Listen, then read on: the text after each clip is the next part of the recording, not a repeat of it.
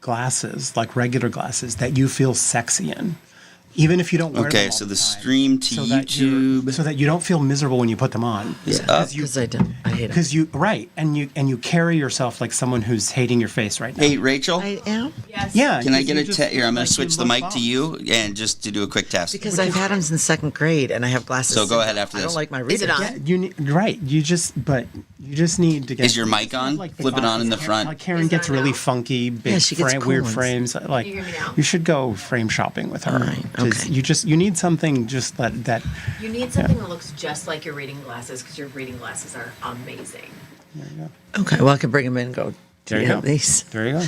Yeah. I love them. Wear off. something. I flipped that it both you- ways. Oh, did you? Okay. Yeah. Well, Good. up is on. All right. With glasses. And then go try on glasses. Okay. And don't stop until you. I did have to move Till I my chair find something I closer feel because good. I'm a shorty. Yes, you do. Okay. So that's okay. All It's, right. it's just, it goes back to second grade and my Battlestar Galacticas and feeling like a nerd. And Mine like, was third grade. Yeah, no, it fucking sucks. yeah, You want to give it another test? hated it. Can you hear me? Yeah. I don't need glasses. And it still. turns, when I look back at my Can you hear pictures me? from then, I look as bad as I thought I did. Yeah. No, I'm mine, just- it's like- mine had it's like a not- little like old lady like that, and they were Battlestar Galactica brand, which I don't even know why. No, you guys, glasses are so cute. No, I know, but it was traumatic as a kid. All right, starting the commercial. With glasses. We're processing our emotions at the moment about childhood traumas with This glasses. makes so much sense for us. Yes. Support for Wrong About Everything we're comes from sexy Minnesota's people. credit unions. Credit unions are locally based, member-owned financial cooperatives that return earnings to members through higher savings rates, lower loan rates, and reduced fees. Visit mncun.org for more information.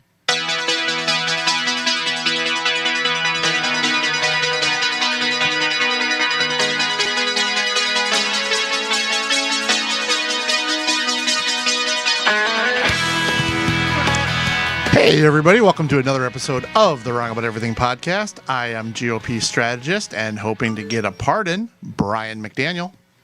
I am former Republican Senate Majority Leader Amy Koch. I am so glad that Javier is here, Rochelle Westland. The bitch is back again. Javier Morillo. And we are Wrong About Everything. How was your latest hiatus? My latest hiatus. It was lovely. To be clear, it wasn't a whole hiatus. Latest hiatus is a good band name. Latest hiatus Yes. is a good name. Yes. Yeah. I was until yesterday in Mexico. I went there. Gulf of America. Yes, basically. Were you on the Gulf of America side or? I was on the Caribbean side. Not funny. It's a little funny. Actually, the funny thing about that is because when you're Latin American, a lot of people have a deserved chip on their shoulder because the United States is United States of America. Like Mexico, is Estados Unidos de Mexico, because there are states in it. Yeah. And America is the name given to the entire Correct. to the entire Correct. hemisphere. After Amerigo Vespucci. Yes, and so when we say americano, like somos todos americanos, we're all americanos. Right. Like and so like the Gulf of the Americas. It's fine. It's cool. Yeah, Okay. yeah, whatever. Then let's go. All right. It's important to have areas of commonality and agreement, and I'm glad we have found one. This Gulf I, of the for one, Gulf of do not Americas. give a shit. So Yeah, I mean, we're going to be invading Panama soon, so that'll be exciting. No, not Panama. We're just going to take back the canal. Yeah, How are you going to do that? Just one piece at a time, and it didn't cost me a dime. didn't we just give it to him not that long ago? in 1980? Yes, that is correct. Yeah. We didn't give it to China. We didn't give it to China. We also, it's not owned by China. It's No, not it's operated run. by China. No, it is not run by China. It is not run by China. And if it were run by China, that would be Panama's national prerogative to allow that to happen. But it's not. It's run by the Panama. Panamanians? Yes. Is it? Yeah. I thought you were. Why'd you take offense at her calling them what they are? You sounded offended. What? Yes, because you seem skeptical of No, I'm of really the canal being operated by Panamanians. No, I thought you were like searching for like Panama government or something. Well, I was no, like, because by there's the a Panama. There's an authority that actually does the physical running of the canal. This show is going to end was gonna say, super this is gonna poorly, be a isn't it? I long got show. a bad feeling about this. Yeah, it's but I still want to welcome all of you Yeah. to the Minnesota Credit Union Network studios here in the recesses of MBC Studios here in Northeast Minneapolis. We want to thank our producer Gabe for making this all happen. We want to direct you to our website, www.wrongaboutEverything-podcast.com. And please, I don't know why I'm sounding like I'm one of those NPR. NPR people. Yeah, it's not on purpose.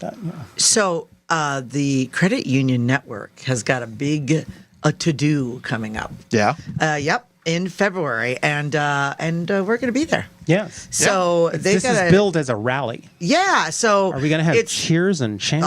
100th anniversary of the first state chartered credit union Huzzah! in Minnesota. It's this historic year. Where is that? 2025. Yeah, who was Where's- it? Well, I think it was the Blaze that we go to in Apple Valley. I'm pretty sure. probably just called it's the- historical fact. Let's the just go credit with it. union. You're just, Did you know that the CEO of Blaze is a former King Boreas? Oh, of course, that makes so much sense. Oh my God. Fun fact. Well, and just to show how long I've Ghost been of St. Paul Past is Yeah. here. just to show that I have been a ride or die for the credit unions. I go from because I do my personal banking at Blaze, Yes. which I can remember was When it- you- Spire, Yeah, I was going to say. Was They Spire. changed their name from Spire to Blaze. because they merged with Highway. Are Credit they Union. are they superheroes now? Yes, Yes. they are. Yeah. So it was Blaze. It is Blaze. I was there when it was Spire, and I go all the way back to when it was Twin Cities Co-op, where you had to be tied to an airline. So was that about 100 years ago? That was about 100. Because years that's ago. how long it's been here in the state. And they're having a rally in the Rotunda. 100 years of impact, rally at the Rotunda. When's it taking place? Well, we all know because it's on our calendar. But February 12th from 1:30 to 2:30 in the Capitol Rotunda. It's going to bring together legislators, industry leaders, advocates, and podcasters. And we're working on chants. What Yep. do we want? Better banking. Lower interest rates, When do we want it? customer service. As soon as 100 possible. years ago. Years ago. The rally will bring together legislators, industry leaders, and advocates to celebrate the impact of credit unions in our state and to discuss the future of our financial cooperative movement. It's an excellent opportunity to connect with fellow professionals and to show our collective support for the industry. Also, for listeners of this show, it's understood that the Tranche Master General, Ryan Smith, will also be in attendance. So if you're not coming for us to the rally, Rochelle, Yes. you want to see the Tranche Master. I do. All right. Well, and speaking of Tranche Masters, new state representative Keith Allen Yes. was speaking with the Tranche Master and then put his cell phone number in his phone as Tranche Ryan, Master. the Tranche Master Smith. And I actually saw Keith Allen today, and he's just he is a delight. So He's a delight. Hopefully he's listening now. He is truly a delight. I didn't get to say this, but hopefully you're watching us on our YouTube channel. If not, next time, do it because we're trying to direct people to that, and hopefully you will. And Gabe spends a lot of time on that, and we should reward that with lots of views. We also want to thank our good friends at Bradshaw and Bryant. Their entire team of attorneys and staff is dedicated to providing the legal advice you need, combined with the service and personal attention you deserve. If you have questions about how they can assist you with a personal injury, wrongful death, criminal defense, or getting a pardon matter, do not hesitate to contact them. Consultations are free. Please contact them at 800-770-7008 or at minnesotapersonalinjury.com. Now, the name of this week's episode, I was not on last week. Javier was not on. Rochelle, you weren't on, were you? No. No. Who the hell was on? Whole group. It's Amy and Friends Hour. It was Amy and Friends. But Amy used wrong about the inaugurations or wrong about the inaugurations. We couldn't use that this time. So I was really busy today. So I just threw in there wrong about balls. It's great. Well, there were balls. There were balls. Amy was at those balls. Great balls. But it did remind. Were you in the rotunda? I was not in the Rotunda. I was in the Emancipation Hall. I was in the Capitol. Yeah, you could see her head when he was giving the second speech, Yep. like in the back the whole time. Oh, was that? But the, there was that the a- crazy one? There was a That was the tall. crazier That was speech, the right? Oh, yes. That was nice you were the there for that. the not great speech. The rotunda speech. It's weird that you would be there, like just given that every other speech he's ever given has I been kn- fantastic. Yeah, I've been to four rallies. So I know. I know. It's it. Yeah. Yeah. you yes, know, he came it's- down and he said, "Well, they wouldn't let me. I wanted to say some things upstairs, but Melania and others told me I shouldn't. That my speech was just fine as it was. It was beautiful. So I'm going to say them here." And I went, "Oh boy." Oh boy.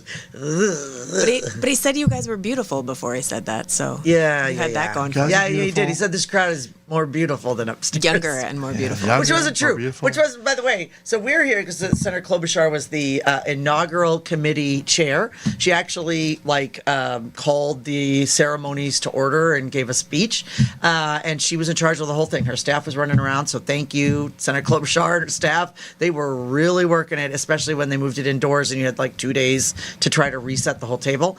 But like downstairs in that room were all the governors. So like to the left of us were all the like a bunch of Republican governors. There were heads of state around us, all the spouses for the Supreme Court and in Congress. They were all there. So that's kind of what this Was Caitlin Clark overflow there? room. Did not see Caitlin No, Clark. then I wouldn't care. I don't care. Okay. Anyway, so that's what this room was, which was kind of a strange, like place to have sort of the speech that he gave down there, but he did. I was at the Senate office building today and Centennial office building, and lots of people asked me if I went. And if I myself got elected president of the United States, I don't know You that I would wouldn't go? go to these things because I cannot. Have you imagine been, Javier, to an something that I would inauguration? I like less went than in that. 08. So you went for Obama. was That must have there. been something. Oh yeah, it was amazing. And it was very, very cold, and we braved the cold. And I had to be there like at 5 a.m. Oh, it's so early. and it was wild. And I had like technically good tickets.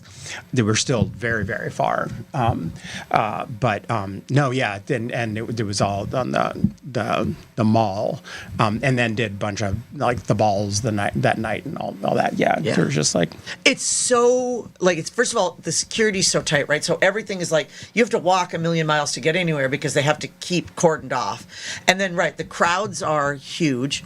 Nowhere. I remember. So we finished and we had gone at 6 a.m, even for this, right? And the crowds were less because everything was indoors, so they were all out. The crowds were kind of on the street in the bars doing watch parties, and then you can't go anywhere. So you get in there and you're in the room starting at 9:30, and then you just have to sit until it's all done. And so, President Trump got inaugurated, came down, spoke to us, and was supposed to do like 5 minutes, did like a half an hour. So now it's 2:30, 3 o'clock.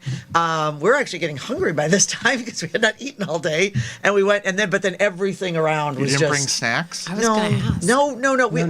We had some beef jerky, but you don't want to open that. Yeah. The governors and the heads of state would be like, "Woo, somebody eating some beef jerky." Or they would have been like, pass it down. I'm hungry too. Yeah, they would. So then you get out. We're like, well, let's just go to Union Station because that's close, and I'm sure they're gonna have food. No, the shelves in the Pret-a-Manger in Union Station were absolutely empty because it was just the crowds are just immense. the Pret-a-Manger. I know. I was like, where did Union that come Station. from? Do people call it that? No, that's like No, it's no a, one- it's a, I it's know a, what re- it it's a is. retail outlet. I know. Yes, what do people call it? It's literally like anything a else. store. Something in English. I don't know. Oh, That's no, what it's the called. name, that's the name Ready of an to actual eat. store. It's yeah, ready no, no, to no, eat. It's the name of the store. I didn't know they had them in America. I can't believe I'm getting in trouble for naming a store that is everywhere in New York or like East Coast. It's like a It's a brand name. Yeah, yeah, It's like a and it's like a chain. convenience. It's a chain. ready they have, to they have them in eat. Europe as well. Pret-a-Manger. Yeah, Pret-a-Manger. Pret-a-Manger. Ready to eat. Yeah. Away. But it was empty. I thought it was like the new term for like Malcolm Yards or something that, That would be it cool. took me a minute. Yeah. Yeah. I know. Anyway, so, but Yeah, and the I just- balls are fun, but they're super also crowded. I did see Mike Huckabee's band play, which is what's it called? Capital Offense. So he's got a band. And I will tell you this. So I saw Sarah Huckabee was there, the governor, and then he's now the ambassador to Israel, and he's looking quite a bit older, Mike Huckabee. Like me? Yeah, but he's been playing with this band since he was in Arkansas, like in the legislature. So like his whole band was kind of like a golden guy Mancini's vibe. situation. Yeah, it was a Mancini's capital offense. Well, Mike Huckabee, when he was governor, I used to represent the Manufactured Home Association, and when they were redoing the Arkansas Capitol, he moved into a manufactured home. So he was like a hero amongst The manufactured home, home folks. community. Yeah. Other than that, obviously Billy Ray Cyrus was something super wrong with him. That was a disaster. Carrie Underwood sang, she sang the national anthem. They didn't have her music ready, so she was waiting and waiting. Didn't she pitch a fit too? Yeah, I'm sorry, she sung America the Beautiful. Yes. It was the opera singer that sang the national anthem. She did not at all. She actually just said, I'll just sing it a cappella, and then she just launched into it and sang it a cappella, so good for her. There are internet rumors that she was diva-like. Maybe that was behind the scenes. Maybe, but in French, she was just kind of waiting patiently, and it was a little awkward, and people were laughing. The Village People and the Snoopaloop was there. Yeah. I'm sure I'm trying to Kid think. Rock, right? Nelly.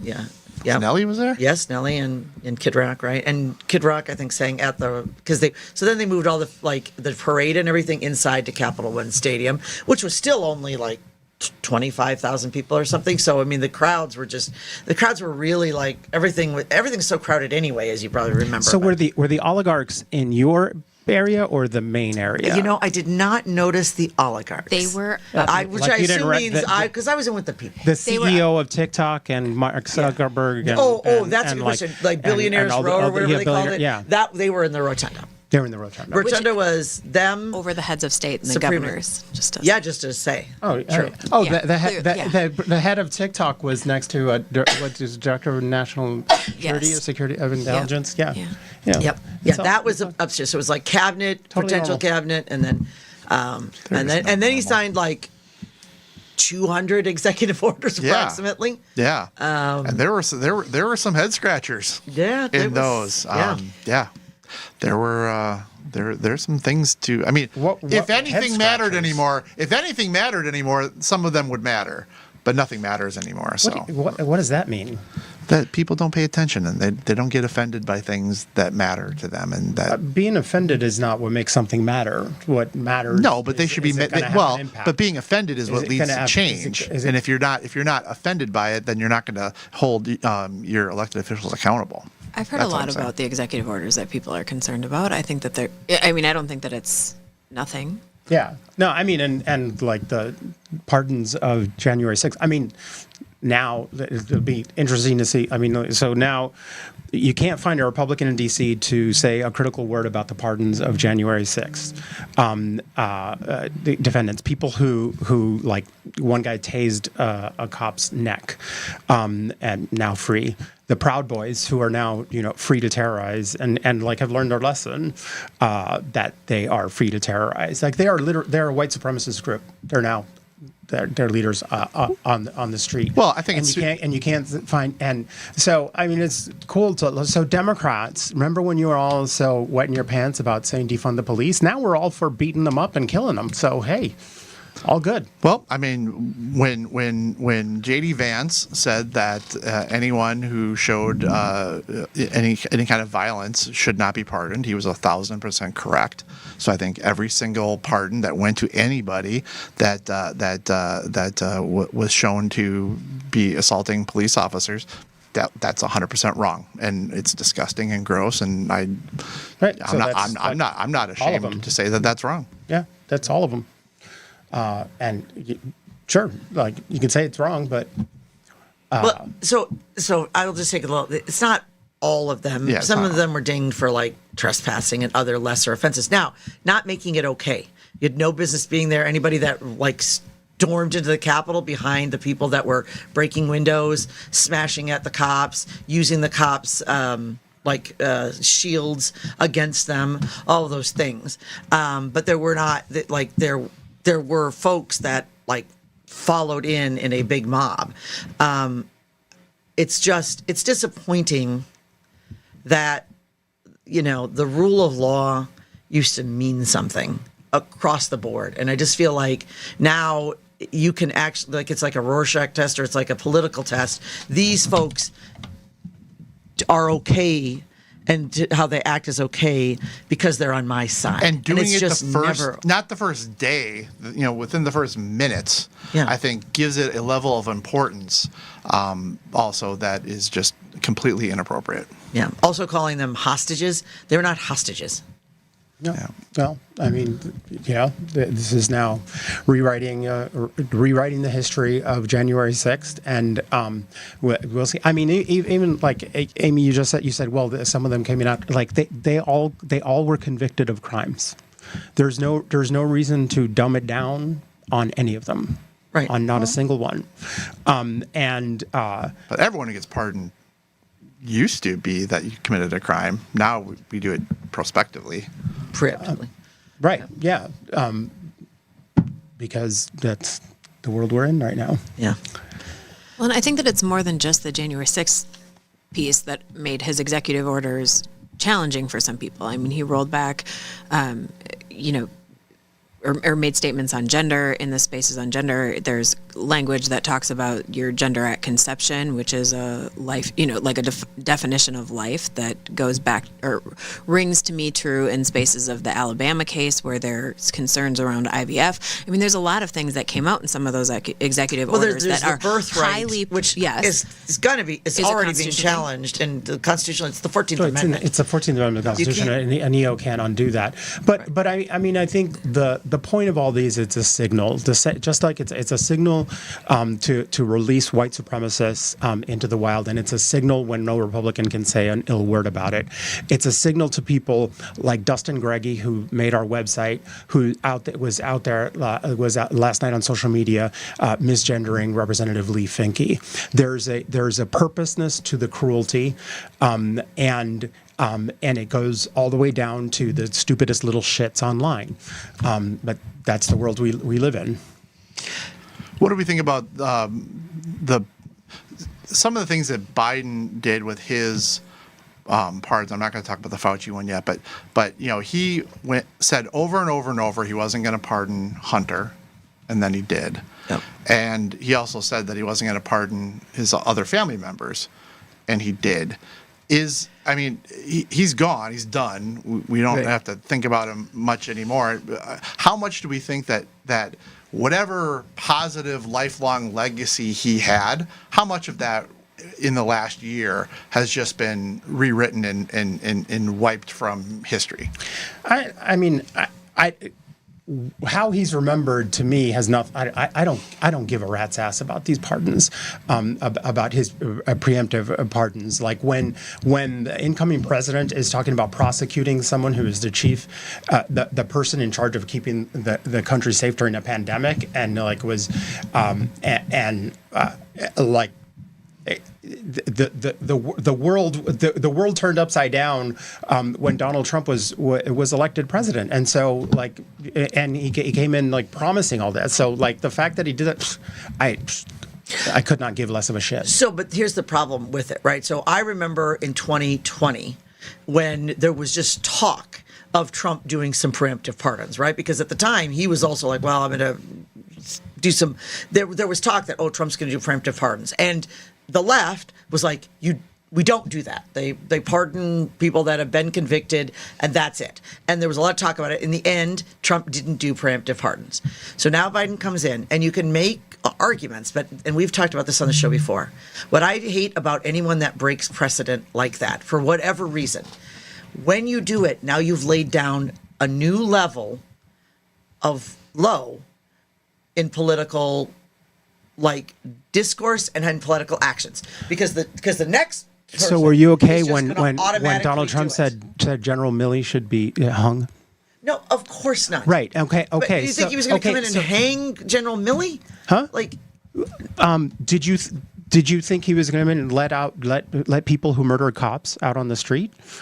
He just did. he's for those folks, anybody that had the violence, he did some commutation on there sentence, and they're further investigating. He said they've specifically asked him about those, and they're investigating. Those people should have no business being out on the streets. And Republicans, they should are not literally support out on the streets. So, like, he can say what he said, like, but the guy who tased the cop in his neck is literally out on the street, and he just dodged the question on that. So Well, and again, it's wrong- let's it's not wrong. downplay what No, but what he also let's actually not did. pretend. Let's not pretend that there were no murderers that were pardoned by Biden. There absolutely were. There were some that were Minnesota based that were. And I in my class, I say the power to pardon is just a very weird thing for the It is a president very to weird have thing. with as few guidelines and guardrails. And I know, everything in the Constitution is a reaction to something. And, going back to, when we were under British rule, yeah, I can see why they would want to give the president this authority. It is being wholly misused by every president that I can remember in my lifetime. And it's just a weird power to give them, and one that I don't like at all. Which is why I don't think that if everyone has abused it, we're talking about pardons right now because it's right now from a Biden perspective. I don't think that ruins whatever we say about him on who he pardons out the door. I couldn't tell you who any president before him pardoned on his way out. Well, but I think that there is I was saying there's donors, a it's all series kinds of of- things that Biden has done, which I think will be remembered. And the preemptive pardons is a new thing. It is. We don't do it now. We're going to do it. And every president. So already the pardon, which has I think been an abused power by the presidents going back as long as I can remember, because they've pardoned murderers. Now, Hey. they're going to preemptively set people down. Now you can just give a list. Go. These people can do whatever the hell they want Well, and for sometimes the rest of their lives. So part of like the Non-violent- presidential pardon I mean, I from a guess- murder perspective is like I think the justice system gets it wrong. I mean, I worked on death row cases when I was in Louisiana, and let me tell you, I know for sure one of the cases that I was working on, this guy did not do it. If there was a pardon for that guy, he's a convicted murderer right now. But I think that there's space, and I think that's where like that pardon comes from. So just to wipe that clearly away. There's room for discussion. There's room for error. I don't think that our justice system is perfect. Now, we can say that it is being misused in a number of different ways, but I think that when you're talking about how that was set up and why that was set up, there's real places for that. But can't you be upset about the preemptive pardon and upset about the January 6th pardons in the same space? Why does it have to be one or the other? It doesn't. Doesn't. Okay, I'm You can upset feel about any way both. you want about the preemptive ones. I don't care. Okay, we're talking about courts. Can I ask one question about from a pardon perspective? No. Yes, you may. So from a preemptive pardon, if this is something that's new and is never done, like I wasn't very good at law school, but like they'd talk about when things weren't ripe, right? Like, can you preemptively, like, is there a space? Yes, it's a constitutional right for a president to pardon somebody. If it is preemptive, is it ripe for that pardon? Can that be upheld? Because Well, I there's- guess we've never tested it. Yeah, that you know what could I be mean? Like, so- tested, right? so In theory, I don't- that has to be tested. if we're going to assume that the Constitution is, what regulates and what rules, I'm sure that there's. Yeah, I don't know. Well, maybe we'll find out if somebody does something in that way. Staying in the realm of courts and moving to Minnesota, some pretty big things affecting the Minnesota legislature have been in the courts and will be in the courts starting tomorrow. We're taping on a Wednesday this week, so the Supreme Court ruled that Tim Walz prematurely set the special election for the 40B seat in Roseville. We talked about it on this program. Anyone who could read knew that was going to happen. So that happened, which now pushes back the special election. Did they set a date? I don't believe so. I was going to Google that because I was just going to ask. Because the I don't language think of the it's special. statute, which I don't have in front of me, but we talked about it on the podcast before, was like 22 days from the first day of session. And we don't know if the first day of session has happened. And what's gonna happen in the courts tomorrow is tomorrow was when they hear the arguments, I believe, right? For What is a quorum? The definition of a quorum. Is it based off of 134 members or 133? Is the number 68 or 67? And just a very brief recap right now. Only the Republicans are attending the House floor. Only Republicans are attending the working group meetings or hearings, whatever you want to call them, and it's starting to get very uncomfortable for nonpartisan groups who are damned if they do, damned if they don't. If they go to these proceedings, they are being put on someone's list. If they don't go, their absences are being noted, which, as someone who is just part of the legislative process, I could not take greater exception at. This is a political fight between Republicans and Democrats. This has nothing to do with the people of Minnesota, with lobbyists, with groups, and I'm going to say it to everyone's face when they start asking us for money during election time. But it is wholly inappropriate, the position that they are putting groups in. And Who's the they? What do you mean? well, Legislators. legislators are calling groups, and they are saying that if you attend. So say the Republicans have a bill that's up in committee. If you attend and testify for or against that bill, you are participating in the coup. You're lending legitimacy to it.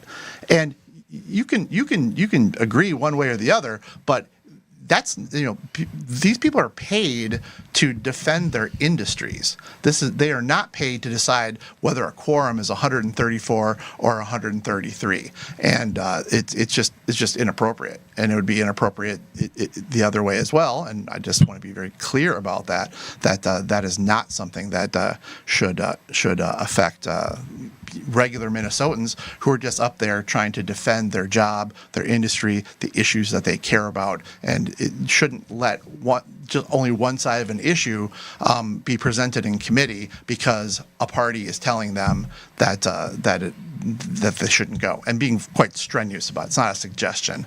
It's wrong, and I'll say it to people's face, and I have said it to people's faces. Where I'm trying to figure out is where it ends. Because, okay, so the Supreme Court says 67 is a quorum. Okay, so then the Republicans have won that case and they have formed up rightfully. Do the Democrats accept that and go in? I don't know. That's a question. Yeah. If the courts say, no, 68 is a quorum, which has never been tested, right? So the language is a bit vague if you Yes. read it, and it's never been tested in court, so this is the testing in court. So then they say, okay, so now it goes the other way, and the DFL wins the court case, and 68 is a quorum. Okay, so now they're not formed up. They've not gone in yet.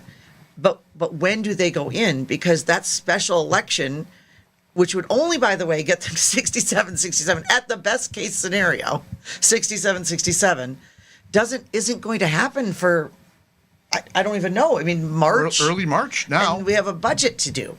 So, like, nothing happens. And in the end, both sides, you can't pass a damn bill. Can't pass a bill. without the other You need side. bipartisan. One side cannot jam anything down the other side's throat. Ever. Because even if the Democrats stay away all session, Republicans cannot pass a bill without one more vote. Right. And we have power sharing. Figure it out. You guys had a deal. The deal got changed because the Democrat in Roseville inappropriately said that he lived in a district he didn't live in. The courts determined that, but And because Republicans have promised to not seat. No, Representative Tabke. that's not happening anymore. But that's resolved now. Yeah, that's resolved. The court case said. No, I know the court, Tabke thing isn't. The court's there are still Republican legislators saying he should not be seated. But they don't have there's not the votes to not see. to not seen him. So so even with Tabke, they're 67-66 Right. until that is resolved. So that I get, but that feels to me like that's a look over here thing. Either way, it's 67-66 for as long as I can see, and that's what I'm asking. Like, where do you end this? Do you just not come in till March? There's a budget due at the end of May. That'll work. Government shuts down on June 30th. So let's get back to work. Let's figure it out. Let's figure it out. Because The Senate is meeting. Senate's meeting. The Senate, yeah. Senate's got 33. Eventually, they'll be 34. What is 33. their power sharing agreement on the 433? It's they have co-chairs, and then but the thing is, the difference is they've never like the Democrats will never, the Republicans will likely never beat a 34-33, and they'll and there'll never ever be a situation where someone is, well, I shouldn't say that, knock on wood, because anything could happen, but that anyone will be 33, 32. There's just not that scenario. The only question was sort of what would happen with the court case of the Woodbury, the DFL senator, the felony burglary case. That has been pushed off. And that's been pushed off. So even Pushed off how long? Well, till the end of session. After session. Till after session. And also the D6 seat was properly called for a special because she had passed away and there was a vacancy in the seat. So that special takes place on the 28th. And that will certainly be a DFL seat. So then in theory, the Democrats will be at 34, 33. Even if something happened with Senator Mitchell and she was removed from office or she decided to leave, then they just be back to 33, 33, which is still this power sharing agreement until there was a special there. Yeah. So it's a different dynamic than the House. It's an easier dynamic in the House because the Republicans, rightfully, because of like, you can blame whoever you want, but it's really Curtis Johnson didn't live in his district. No, yeah, and he's out. absolutely. Like that's the deal. You got to follow the rules with that. And Governor Wells, I don't know who he consulted. That was not a good consultant, whoever it was. I mean, hey, let's just take politics out of it. Yeah. It was the plain reading of the statute, and lots of people should have flagged that, and I'm sure they did and still did what they did. I don't understand. I can't pretend to understand. Well, because seated at Curtis Johnson was elected in a seat that was held by Representative Jamie Becker Finn. Jamie Becker Finn filled that seat until Curtis Johnson would then replace her, which means when the governor called it at the end of December, the seat wasn't vacant. That was it. That was as simple as that. Like if there had been a special session on December 31st, the seat would have been represented because Jamie Becker Finn was sitting in it. Yeah. Well, So. we're going to find out a lot more tomorrow. So, or by next week's show, we will know how the courts ruled on a quorum. Does anybody have a bet on Are that? they ruling that quickly? Should we take a bet on 68 or 67? Because honestly, I could kind of go either. I don't know. I had a DFL senator today tell me he thought they were going to rule against the Democrats. I honestly have.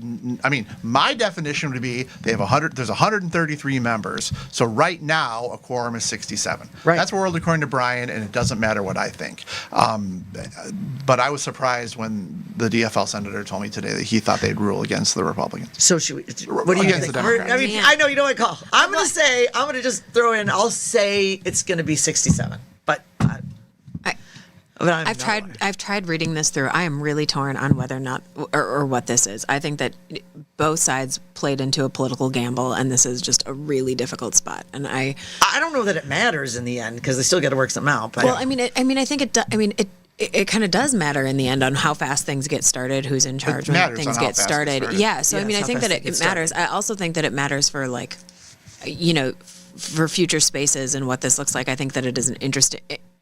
And the truth is what's hard about this is it is a true and interesting legal question, and I'm glad I'm not on the Supreme Court. But if it's 68, Yeah.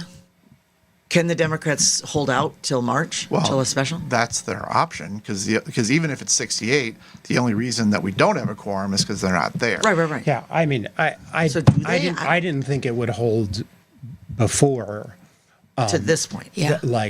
Before the Supreme Court ruling on the special election. Now with the special election, I feel like this is just an impossible situation, and I think that the pressure will increase. And I'm hearing from a lot of Democrats that are like, "What is going on?" Like they're upset. I think however the decision, like if the court says that it's 67, then there's no then it's just go back. Then Then it's just go They back. have to just go back. Yeah, we'll see. I also think that it's interesting the request of the governor today to bring in the absent members. I think that's a whole other legal question that is going to be coming up. It is a question that actually To bring in what have some members? well. So, Yeah, but then they took it back, Did right? they? They passed it and then they took it back, Brian? I didn't see they took it back. Oh, I'm I sorry. didn't see if they took it back. Okay. I was I'm gonna look I was and see doing if my I can find it. job. I know this was Yeah. part of my job that I was reading in the notes. Hold on.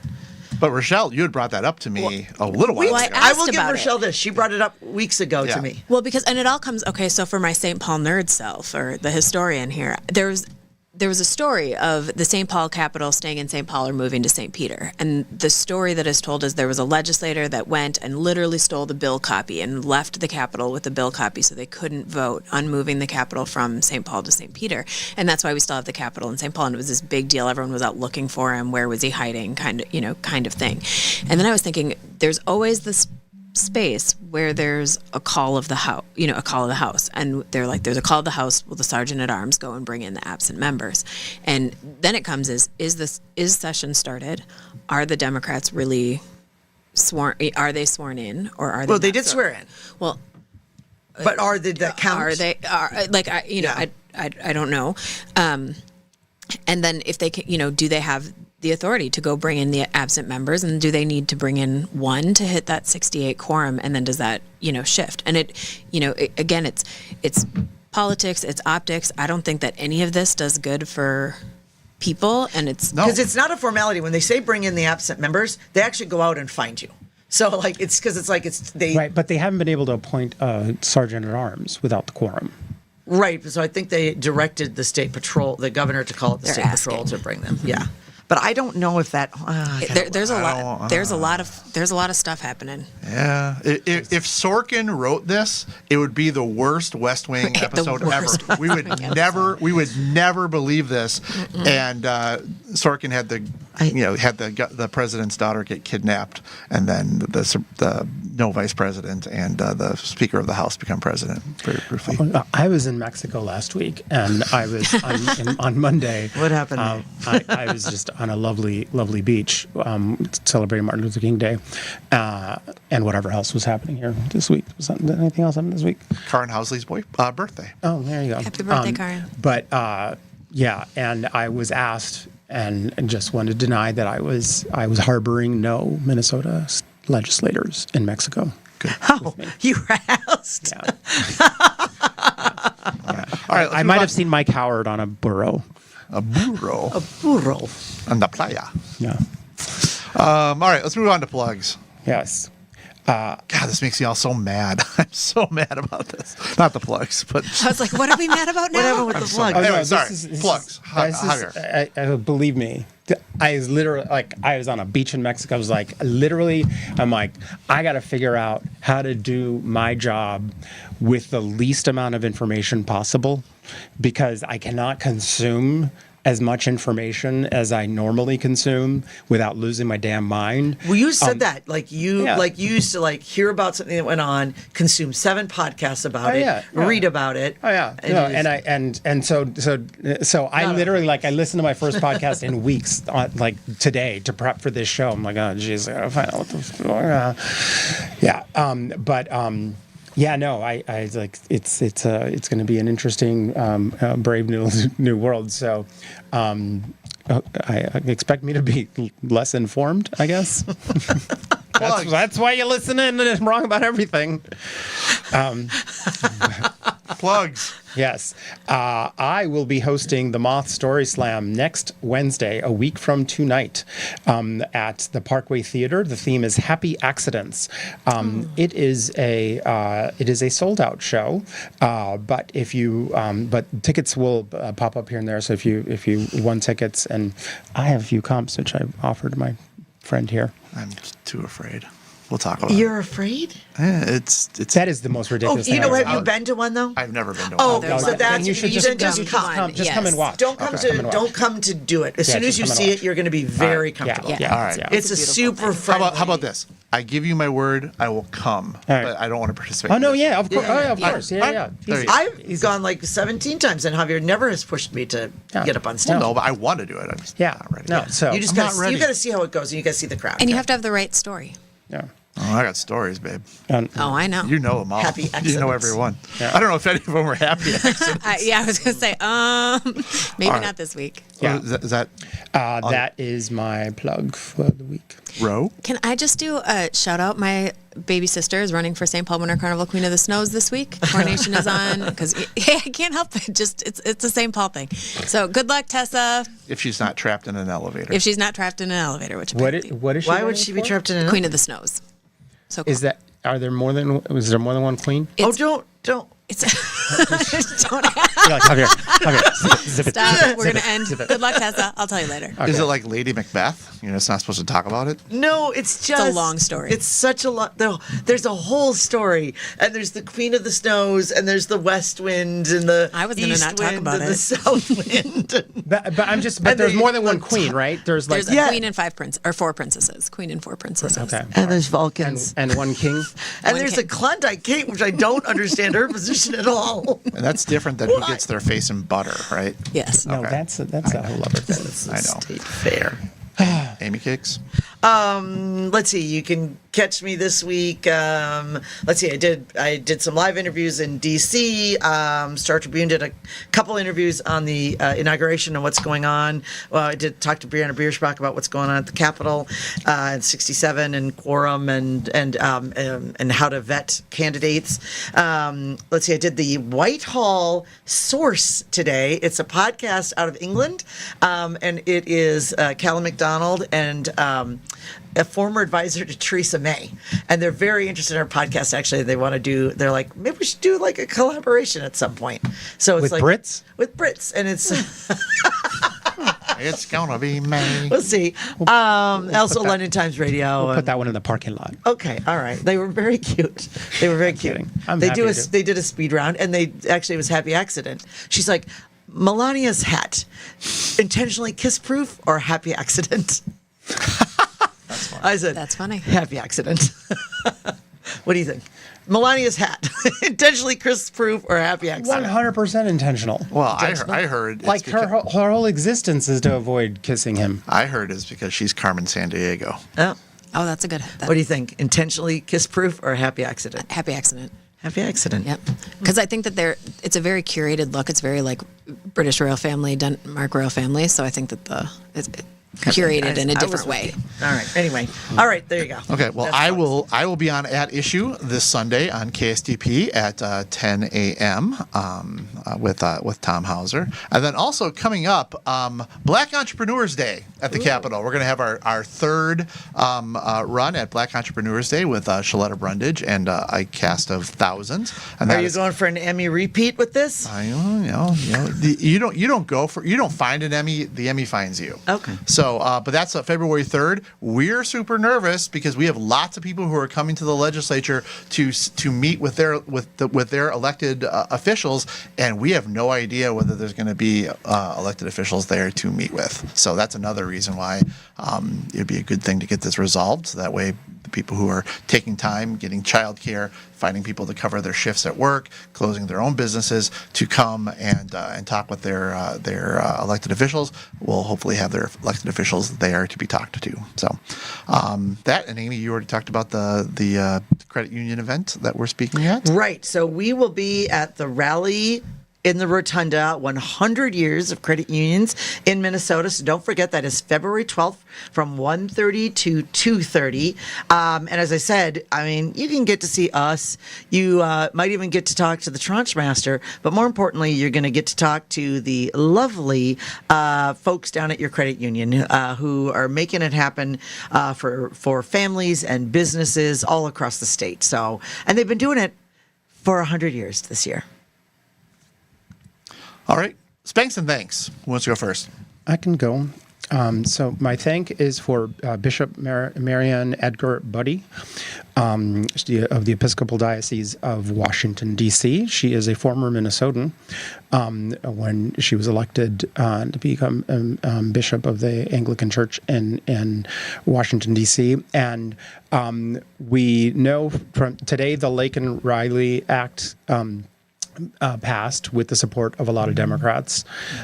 We know Democrats are not going to be the people who stand up to Donald Trump. We know Republicans are not going to be the people to stand up to Donald Trump. And so we need moral and faith leaders. And she during her sermon on Monday spoke directly to the president and as it appealed to him on behalf of the parents of gay, lesbian, and transgender children who fear that that like for their children's lives, and in particular talked about. She pleaded with Trump to consider, quote, the people who pick our crops and clean our office buildings, who labor in poultry farms and meat packing plants, who wash the dishes after we eat in restaurants and work the night shift in hospitals. I have said many times on this show over the years that that if you want to live by your values and you really dislike immigrant labor and undocumented immigrants, you should boycott food because we're about to get a rude awakening. About as these industries that the economy depends on are emptied of laborers. So that's my thank. My spank, so I was in Mexico these last few weeks. I realized I was going down for a conference, and when I realized that I could be out of the country for the inauguration, I realized like I must be out of the country for the inauguration, and so. Was watching from there sort of news about, we joked about the Gulf of Mexico and Trump saying we're going to call it the Gulf of America, and recolonizing the Panama Canal. The president said he lied that 28,000 Americans died in the construction of the Panama Canal. The Panama Canal was built by the labor of black and brown workers, Caribbean workers, workers from all of the Caribbean islands over many years. I have a personal connection to the Canal Zone because I was born there. Your dad was in the military? My dad was in the military, and my dad was stationed there. It's funny because I had just begun to look into, because the country of Panama offers citizenship to people, unless you can have dual citizenship, and I started to look into that, just to have another passport. So just as we're looking at the changed relationship with the Americas and this revival of the U.S. colonial project, which comes with all, we're just going to have to relearn all the lessons of history all over again, and we're going to be, upsetting the this relationship with Latin America and Latin Americans at every level of government, The last thing I'll mention is the Justice Department just sent out a memo that calls on for the prosecution of local elected officials who refuse to enforce Trump's immigration enforcement policies. Now, it's an important principle in law, the question of jurisdiction, and the reason many jurisdictions have chosen not to enforce federal immigration laws because the federal immigration system is a mess, has been for decades, has not been fixed by either party for decades, and they're basically saying it would bankrupt local governments to be doing ICE's work, and so it'll be interesting to see. It's not a good sign when you see the. I truly believe that people that this is gonna be like the Iraq War, and all these Democrats go along with stuff, and then in 4 years when they're all running for president, you're all gonna have to explain to your bases why you were the cowards. The brazen cowards that participating in the oppression and even murder of people. So there we are. That's my spank. Who's next? Amy? No, go ahead, Rochelle. Rochelle. Okay. Rochelle. So I'm going to be a little lighter than Javier in my spank. You guys, prices came out for the 2025 State Fair, and they're increasing the prices to enter into the State Fair to $20 a person. Yeah. Yes. That's a dramatic leap. That's They a were lot. 17 or 18? Yep.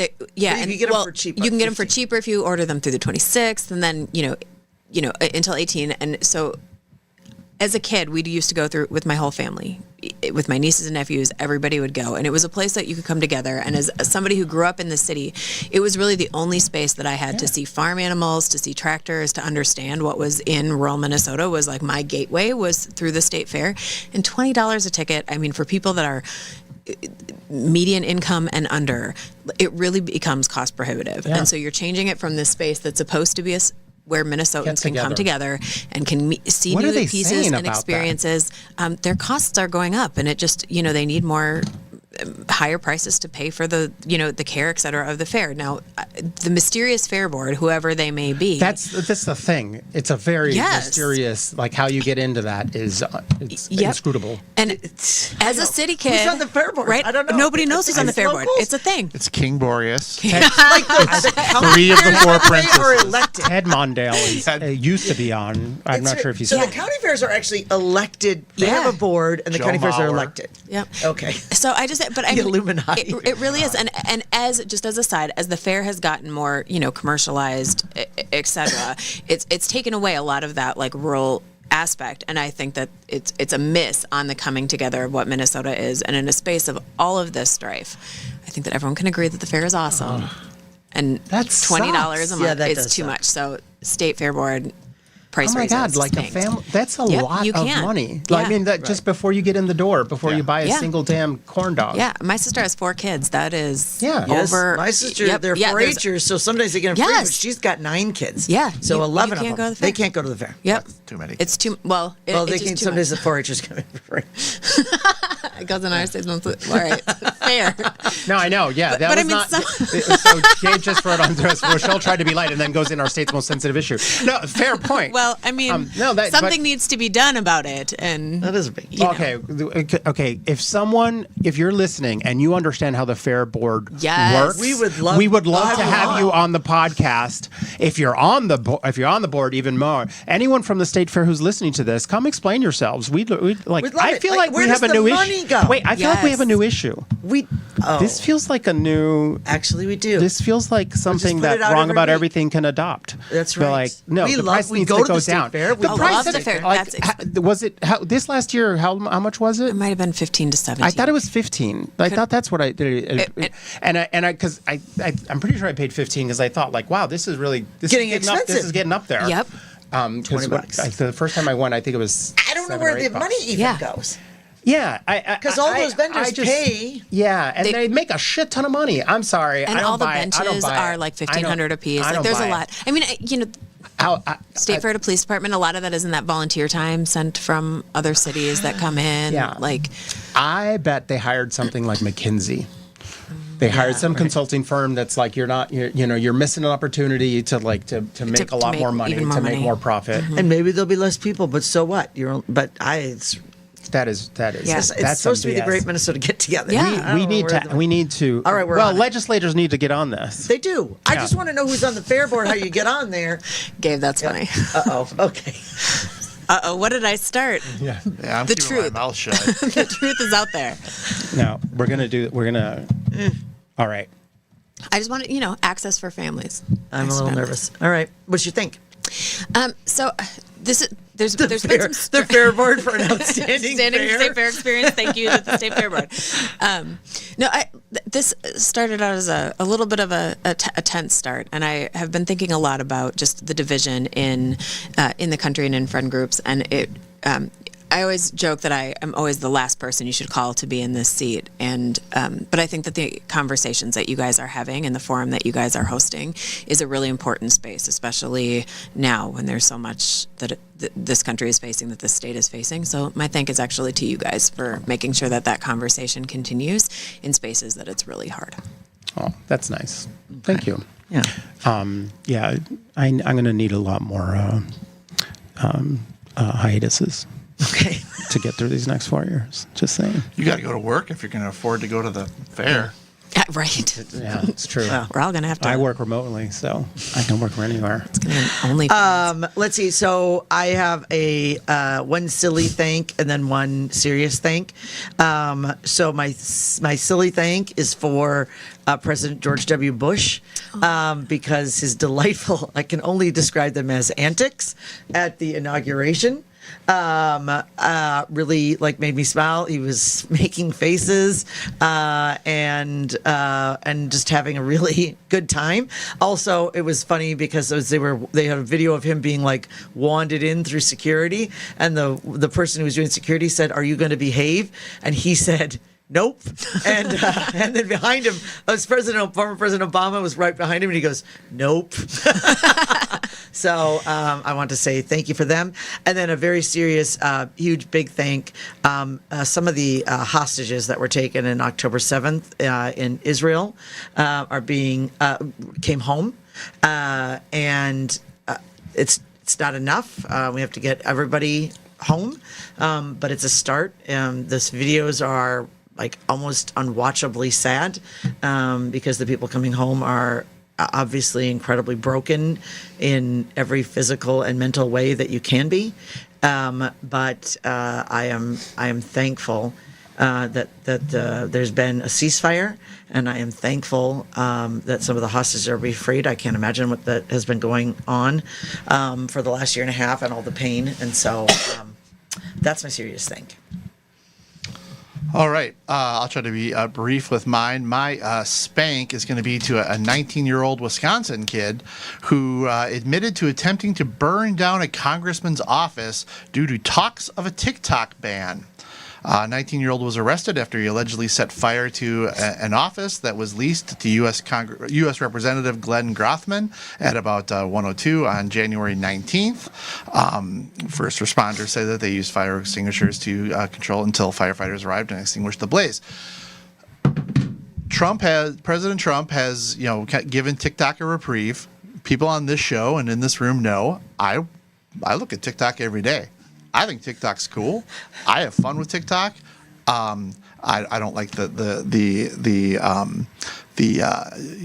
Chinese getting our information, but there are ways around that. But if it went away, fine. There are like 75 different TikTok type things that we could all go to if TikTok went away and stayed away. I mean, just think how many things are in your dumb little phone here that's Clapper distracting you. Called. Instagram Reels, Facebook, Facebook, the Snapchat, X, Facebook. It's ridiculous. And to get this worked up about an app, but not be worked up about what you really should be worked up about is the effect it has on young people, the division and the manipulation that it does to keep us at each other's throats. Yeah, I like the funny stuff. I think there's historical things on there I learned about. It's a valuable tool. You like the dances. I like the dances.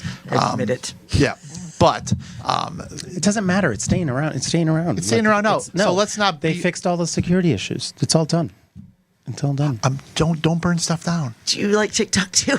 No, I do like TikTok. No, I think the Democrats walked into a stupid trap on this one, completely predictable, because no one bothered to make a public case for what the supposed threat was, and I think we're in a democracy. That's the least we should expect. And the key difference here was that TikTok hired Kellyanne Conway as their lobbyist, and that changed everything. So I saw John Oliver did a whole breakdown on his show on why they should not have banned TikTok. Yeah, no, I mean, to me, it's that was kind of basically that they made no case for it, no actual case for it. Whatever case they built, there's these big transnational corporations. Meta has equal ability and does the same fucking thing. Right. He's like Google, Meta, all of them. They're all tracking you. They are our oligarchs. People, get used to it. I tried to make it short. And light. Okay, and then my thank is going to be to Alexandra Pelosi, who is the daughter of former Speaker Nancy Pelosi. Nancy Pelosi, about a month ago, broke her hip and has been deluged with messages and flowers of concern from heads of state, colleagues in both parties, even royalty, and most notably Luxembourg's Grand Duke Henri, who was hosting her when she fell. But she has not heard from Jill and Joe Biden. And that made Alexandra Pelosi refer to Jill Biden as Lady McBiden, which I thought was very funny. That is funny. A nod to Lady Macbeth, which we probably shouldn't be talking about because you're not supposed to talk about Macbeth. But in any event, I thought that was pretty funny. It's a low-stakes feud. All of the feuds that we've been talking about today are far too important. So I enjoyed a low stakes feud with name calling and people who I had to remember existed. So anyway, you are thanked, Alexandra Pelosi. And with that, I am Republican strategist and the next big TikTok star, Brian McDaniel. I am former Republican Senate Majority Leader, and I can't go on TikTok anymore for dance mom reasons. Amy Koch. Oh, that's right. Sorry. That is slander. I would fight people on that. That is so rude. I haven't called her dance mom since Yesterday. And I am apparently starting the fight with the state fair, Rochelle Westland. I am Democrat, whatever. Something. We're here today. Puerto Rican hate. Javier Morillo. And we are Wrong about everything.